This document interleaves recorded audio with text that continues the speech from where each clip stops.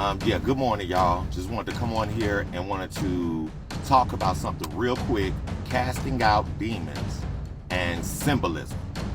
I know people have various beliefs on people doing certain things and taking things too far and being extra, etc. Totally get it.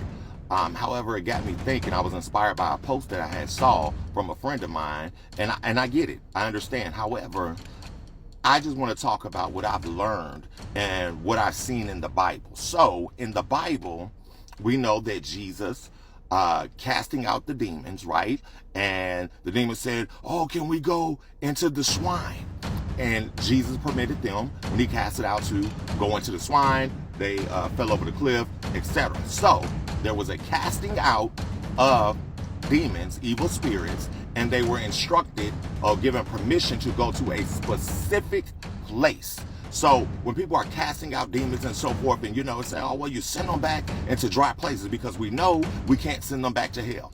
We know that they're just going to go roam until they find a host to dwell in, to live in, and work their stuff against, whatever. So in services, the man of God, a woman of God may be up at the altar, and they may open doors, open windows, or do some other type of symbolic practice, symbolism, symbolic practice to direct that spirit to go out of. That's what's taking place. And my reference point is that Bible. Also, as far as symbolism is concerned, in the book of Exodus, chapter 30, verse 18 through 21. When they were getting ready to go into the altar, they had this tub, and they kept the tub in between the altar and the tent. And Aaron and his bros and everybody, they had to wash their hands and feet before going in, otherwise they would die. So they had to be like in a clean state, if you will, okay? Otherwise they would die, their hands and their feet. Now, picture this, and I've seen this in the spirit myself personally, on several occasions with things, because dreams are very symbolic, lots of symbolism, and many times people use symbolic and symbolism and their practices that they do when it comes to deliverance, casting out spirits, etc. I've seen in the spirit where a person maybe be getting hands laid upon them, right?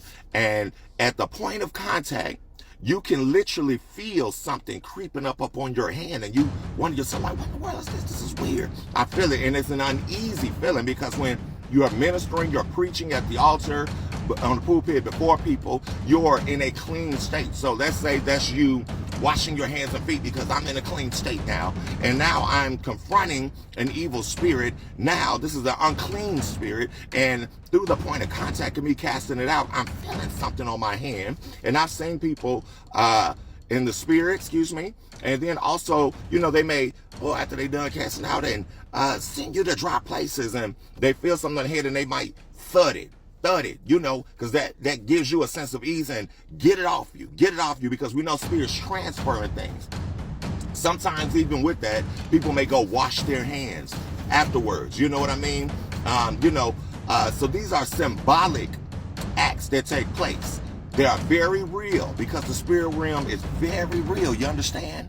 And you want to maintain a clean posture before and after, so if windows are open and doors are open and so forth, it's for the protection of the people that are in the group gathered or whatnot, because, hey, they may jump out, the spirit may come out and go into somebody else. So you're giving them a specific instruction, because everything obeys the voice of God. And if God is using you as an instrument, those spirits will obey what it is that you're saying, and they have no choice but to flee.